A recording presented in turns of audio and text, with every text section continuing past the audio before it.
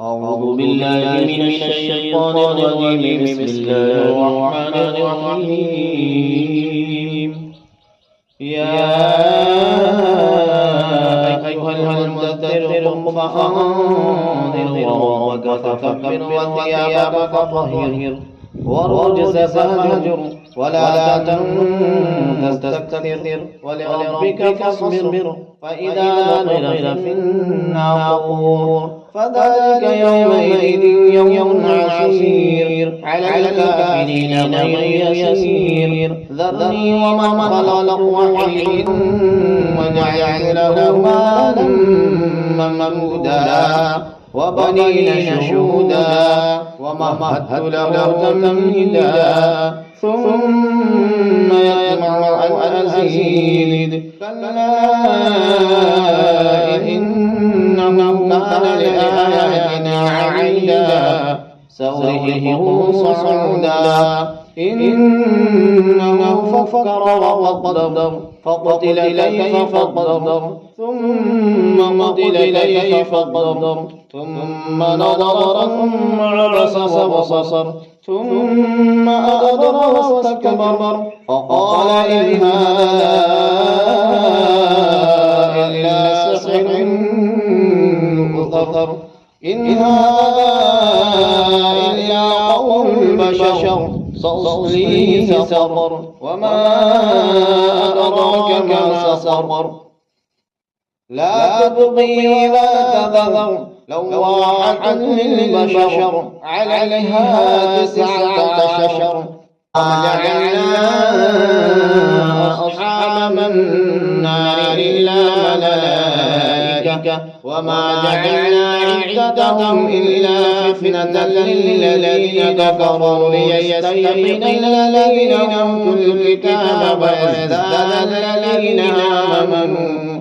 ويزداد الذين آمنوا إيمانا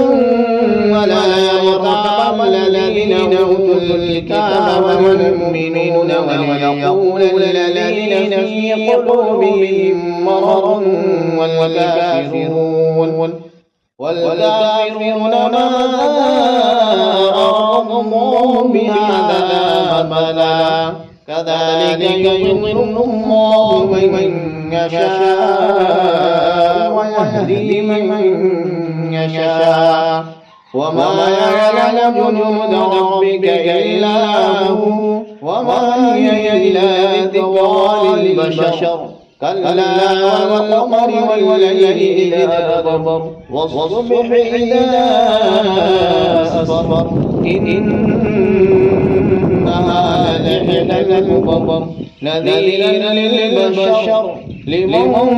شاء منكم أن يتقدم أو يتأخر كل نفس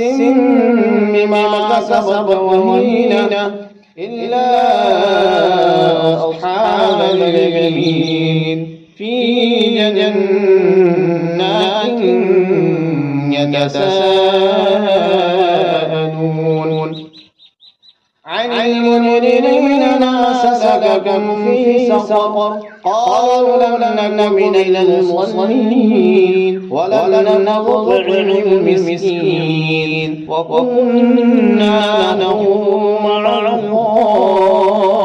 الخائضين وكنا نكذب بيوم الدين حتى أتانا اليقين فما تنفعهم شفاعة الشافعين